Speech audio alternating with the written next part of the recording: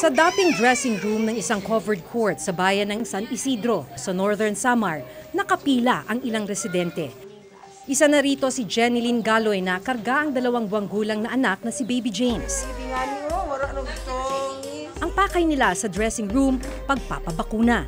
Bilang nanay, kumusta yung pagpapacheck up ng mga anak na nandito lang sa gilid ng covered court, hindi sa mismong RHU? Yun nga, parang hindi conducive, tapos ganitong setup, nagsisiksikan, tapos magulo, minsan.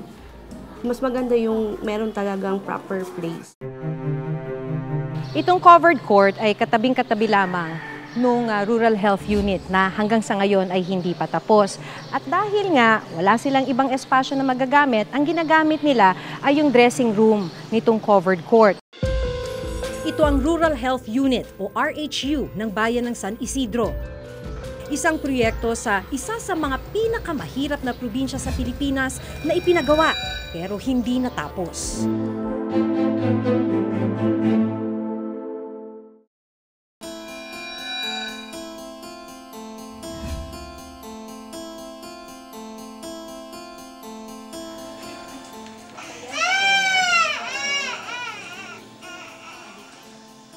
Matapos mabigyan ng gamot si Baby James, sunod siyang ipinasok sa isa pang kwarto.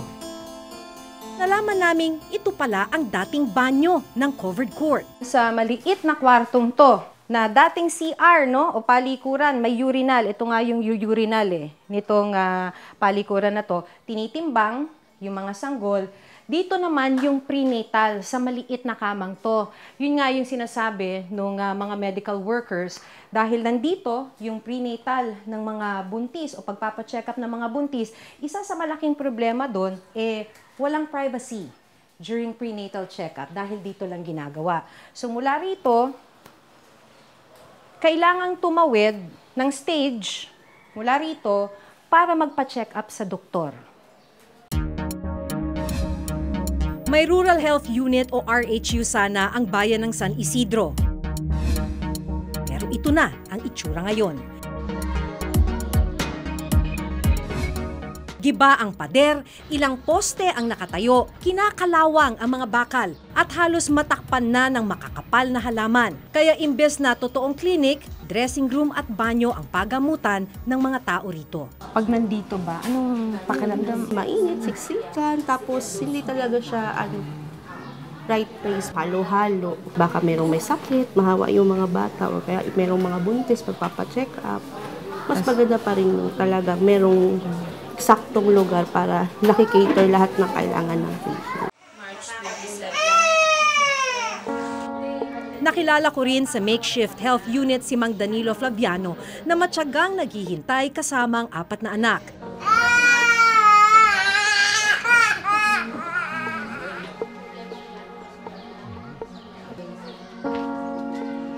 Yung siksikan doon, kumusta? May inaalala ka ba habang nagsisiksikan sa loob? Oo, masikip nga. Hindi ka itong bata. Kung nasagi niya yung hindi ko alam kung ano mayayari, pero siguro masasaktan yung bata. Gaano ba ka-importante sa'yo na may RHU? Lalo na ganito kadami yung binabantayan mong bata. Oo, siyempre, laking importante kasi kung sa ibang mga private hospital, malaking gagastusin. Dito lang ito, libre. Ano nga ba ang nangyari sa Rural Health Unit na makatutulong sana sa mga residente ng San Isidro? Sa totoo lang, natuwa yung mga medical workers nung simulan ang pagpapagawa nitong Rural Health Unit noong July 2017. Marami kasi silang plano sana para dito luluwang at magiging bago yung gusali. In fact, isa sa mga balak na ilagay dito ay yung paanakan because for some time wala nang lying in itong Rural Health Unit ng San Isidro. Ang problema, ito yung naiwan sa kanila. Halos 2 taon na ganito, nakatiwangwang, giniba lang yung mga pader nung lumang gusali nitong RHU, tapos iniwan na ganito nakatiwangwang.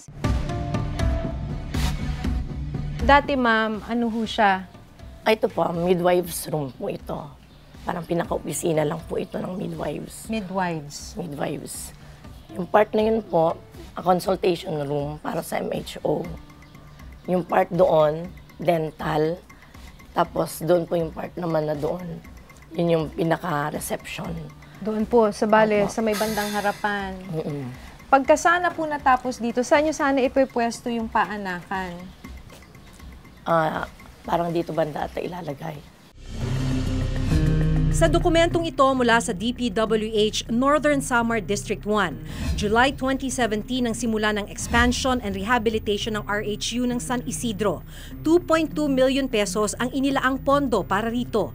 Galing ang pondo sa Health Facilities Enhancement Program ng Department of Health o DOH. Target completion date nito, November 2017. Ayon mismo dito sa dokumento mula sa DPWH, Status of Projects as of February 2019, itong Rural Health Unit ng Bayan ng San Isidro ay 92% completed.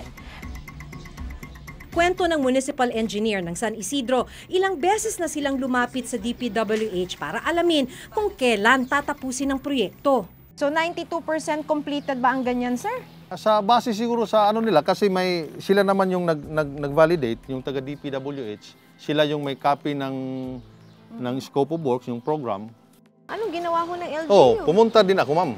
Try ako pumunta sa DPWH. Ano Tapos sinabi yun niyo? ang sabi nila na i-inform nila yung contractor. Actually, tinawagan nga diyan ako sa office ng district engineer, tinawagan yung contractor. Tapos yun lang sabi nila, ipapatrabaho naman. Pero hanggang ngayon, walang trabaho. Sobrang sama ng loob kasi how many years na kami ng ganito ang sitwasyon namin. Sana mabigyan pansin kami nito. Kasi may mga evaluation din kami dito. May mga kung maganda ba yung services namin, paano namin mabibigay yung tamang services kung ganito yung workplace namin. Parang wala kaming pag-asa. Napakahirap ng ganito na hinihintay nga namin na sana matapos to kasi last 2017 pa kami nag-expect na matapos ito. Ngayon, it's 2019 na, almost 2 years na. Naghihintay kami na ganito kami. Tumawid ulit tayo ng dagat para makapunta naman dito sa may San Antonio. Ang pupuntahan naman natin dito ay yung District Hospital.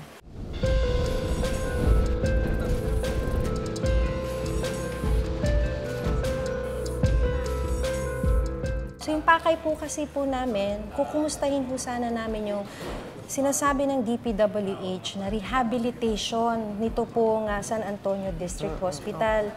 Kumusta naman po? Hindi nga natapos. Nag-start lang sila, tapos ito ang nangyari. Nung una, pinatransfer kami doon. Ano ho ba yung dapat nilang ginawa? Bali yung roof, Oho. tapos yung mga CR sa wards. Tapos ito, painting din, rehab. Kasama po yung mga kisame. July 2017 ang simula ng rehabilitasyon ng District Hospital ng San Antonio. At tulad ng Rural Health Unit ng San Isidro, makalipas ang halos 2 taon, hindi pa ito natatapos. Itong kisame, hindi lahat. Binaklas-baklas lang nila yung luma, pinalitan. Pero dapat sana, ubus yata ito eh. Dapat ho, yung hindi ho dapat ganyan ang itsura. Oo nga. Na parang... Kung saan lang yung gusto nilang, yung parang luma na, yun lang kinuha nila. Ito, trabaho din nila to. Eto ho, Pero wala pang kisame nga. so ibig sabihin pati ho ito, iniwan nilang nakatiwangwang na ganyan. Opo. Maging ang mga sirang bintana ng ilang opisina, napilitan na lang nilang lagyan ng plastic cover dahil iniwang butas ng kontraktor. Dati ho, anong laman nito dati? Ano yan? Jealousy. So ito po, tinakpan nyo na lang kasi iniwan nilang butas. Opo. Bukod sa mga butas na kisame at sira-sirang mga bintana, ang mga banyo ng ospital na kasama sa renovation, hindi rin nagawa. Ay, hindi nila ginawa. Not at all. Opo. Kasi yung floor drain dyan, sira din. So talaga hong barado. Opo. Ramdam ng mga nasa ward ang hirap na wala silang magamit na palikuran sa kwarto nila. Mahirap ba pagka walang CR? Tapos nandito ka nagbabantay ng anak mo? Oo, mahirap pag walang CR dito sa room kasi pag ikaw lang mag-isa, walang kasama, pupunta ka pa doon sa dulo. Di mahirap, walang maiwan. Bahagi ng rehabilitation nitong district hospital ang pagpapatayo ng doctor's quarters. So sinimulan yung doctor's quarters noong mga November 2017, iniwan na ganito, nakatiwangwang bandang January 2018 daw. So sobrang tagal na nakatiwangwang itong doctor's quarters, ganito na rin. Yung itsura, tinubuan na ng halaman. Gaya ng ginawa ng municipal engineer ng San Isidro, ilang ulit rin daw tinawagan ng Chief of Hospital ng San Antonio ang DPWH tungkol sa natigil na rehabilitasyon. Pero hanggang ngayon, wala raw bumabalik para ituloy ito. Kinulit ko talaga, ano nang nangyari? Bigyan niyo kami ng report, paano na, kailan ba ito matatapos? Bakit ho importante na may district hospital itong San Antonio? Very importante kasi tingnan nyo naman, island ito. Pag masama ang panahon, saan pupunta ang pasyente? Hindi mamamatay kung walang hospital. Sa dokumentong nakuha ng reporter's notebook sa DPWH Northern Samar District 1, 70% completed na ang rehabilitasyon ng San Antonio District Hospital. Of course, parang disappointed ako. You have to be yung initiative mo, kailangan paganahin. Tapos resourcefulness kasi hindi ka naman binibigyan ng budget sa province for those repairs na malakihan. So paunti-unti na lang namin nire-repair and then some of the materials sa bulsa namin. Sa bulsa nyo? Opo.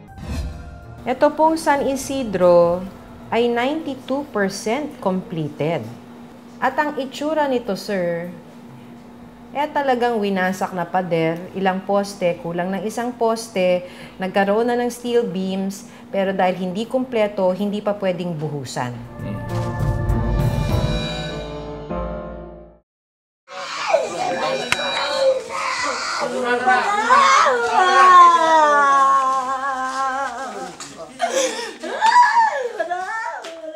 Anim sa bawat 10 Pilipino ang namamatay na hindi man lang nakapupunta sa mga ospital. Kaya nakakadismaya na merong mga health facility na pinondohan naman ng milyon-milyong piso pero iniwan na lang hindi tapos at inabandona. Ang masakla pa, ang ilan sa mga hindi napakikinabagang proyekto ay matatagpuan sa pinakamahihirap na lugar sa bansa. Tinungo ng reporter's notebook ang DPWH Northern Samar District 1 na siyang implementing agency ng rehabilitation ng RHU sa San Isidro at San Antonio District Hospital. Napag-alaman naming iniimbestigahan na ang district engineer na humawak sa mga proyekto. Ito pong San Isidro ay 92% completed. At ang itsura nito, sir, talagang winasak na pader, ilang poste, kulang ng isang poste, nagkaroon na ng steel beams, pero dahil hindi kumpleto, hindi pa pwedeng buhusan. Dito sa records na sa akin, palagi ko meron ko na nito. Although merong reported naman dito sa actual na 77.37%, no payment, no disbursement. Subject for termination na rin daw ang proyekto.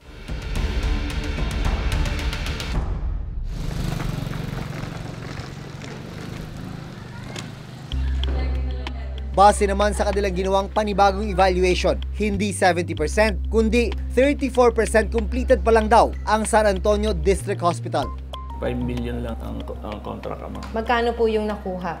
1,393,808.18, equivalent to 23.49%. Abandoned na po to. Abandoned, and this is subject for termination also. Ang kumpanyang MLU Construction ang kontraktor sa rehabilitasyon ng San Isidro Rural Health Unit. Ang Ubas Construction naman ang kontraktor sa renovation ng San Antonio District Hospital. How is MLU related to the Ubas Construction? Anak yata to. Anak. Babae, Maricel pala. Nauna na naming pinuntahan ang ilang abandonadong school building sa Northern Samar. Ang dalawa sa mga nakategang pasilidad, natuklasan naming hinawakan din ng Ubas Construction. Sa datos mismo ng DPWH Northern Samar District 1, sa 22 inabandona at hindi tinapos sa proyekto sa Northern Samar, 15 ang hinawakan ng Ubas at MLU. Halo-halo to. Halo-halo. Hospital at saka school buildings. Merong roads, merong flood control. You were saying, sir, sa dami niyan at na-terminate na nga lahat ng kanyang proyekto, 15, for termination ang kanyang mga proyekto. Bakit hindi pa sila blacklisted? Papunta na Miss Maki yan doon. For blacklisting. Yung blacklisting kasi ang di-decide na yan, Central Office. Yung terminate namin is within our authority lang. Na kung ano yung in-approve namin contract amount, kami rin na mag-terminate na. Ang nakikitang problema ng isang legal expert sa public works, mabagal ang pagbablacklist sa airing contractors. Blacklisting should be faster, because there seems to be almost a judicial-like, court-like process in blacklisting. Actually, it's not good for the Business Awards Committee to initiate its own investigation for blacklisting because that is something for the implementing agency. The second thing is to propagate blacklists. So I think there should be some sort of central database. It should be mandated. It should be compulsory. So that if a contractor is blacklisted in one agency, it should cascade to the others. And it should be at all levels. Ang isa pa raw butas sa batas sa Republic Act 9184 o Government Procurement Reform Act na sumasaklaw sa pagkuha o pagbid ng mga contractor. Kung ma-blacklist man ang isang contractor, maghihintay lang ito ng 1 hanggang 2 taon. Pwede na ulit siyang sumali sa bidding ng anumang government project. Ultimately, kapag nagkaroon ka na ng 3 faults, for example, or na-prove na for 3 times, hindi maganda yung naging performance mo in executing government projects, then you will be forever barred in implementing government projects. We have already blacklisted more than 18 contractors since the start of this administration. So we're very serious dito sa ating sanction mechanism, but we just want to make sure that we are following due process along the way. Ayon sa eksperto, maari rin daw magsampa ng civil o criminal case ang implementing agency laban sa contractor na lumabag sa pinirmahan nitong kontrata. There are other penalties which can be imposed outside of the administrative process, and these are civil suits, like damages, in which case the government can initiate suits, or other aggrieved parties. If a private party suffers damages, let's say it was a wrongful construction over someone's property, they can file. Pinuntahan namin ang opisina ng Ubas at MLU Construction, pero hindi pa rin sila nagbibigay ng pahayag. Tinawagan at pinadalhan din namin sila ng sulat, pero wala pa silang sagot hanggang ngayon. May external pressure yan, outside and inside, and yun nga po, parang hindi nila maiwasan. Nare-report. So, anyway, yun, may sinusolusyonan na natin. So, ibig sabihin po, yung mas mataas sa kanila na opisyal would tell them na i-declare mo siyang ganito. Halos kompleto na. Siguro. May corruption ba, sir? Sa ahensya? Hindi naman siguro corruption na yun. Na-corrupt lang sila. Siguro by telling them na i-report yung gano'n. Yun lang corruption doon. Itinanong rin namin sa Department of Health na pinagbulan ng pondo sa pagtatayo ng mga inabandonang ospital sa Northern Samar kung bakit hindi nila na-monitor ang implementasyon ng mga proyekto. This is one important intervention that we are trying to address, making sure na dapat on time po yung ating pag-construct sa facilities. Kahit na-download na po yung pera sa DPWH or the LGU, the regional office of the Department of Health has still the accountability to make sure that it is completed on time.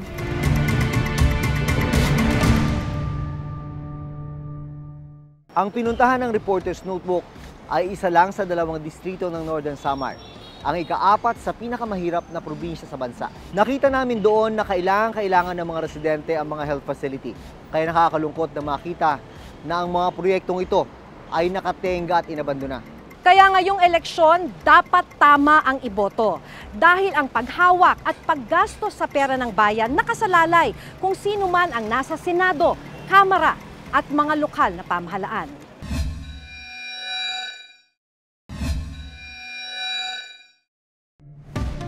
Sa susunod na Huwebes, bibisitahin ng Reporter's Notebook ang Lanao del Sur. Ang pinakamahirap na lalawigan sa Pilipinas. Ilang araw makaraan ng eleksyon 2016, may nagsunog sa lugar na ito. 3 classroom ang nasunog, hindi pa malaman kung sino yung salarin. Hanggang sa susunod na Huwebes, ako si Jun Veneracion. Ako si Maki Pulido at ito ang nakatala sa aming Reporter's Notebook.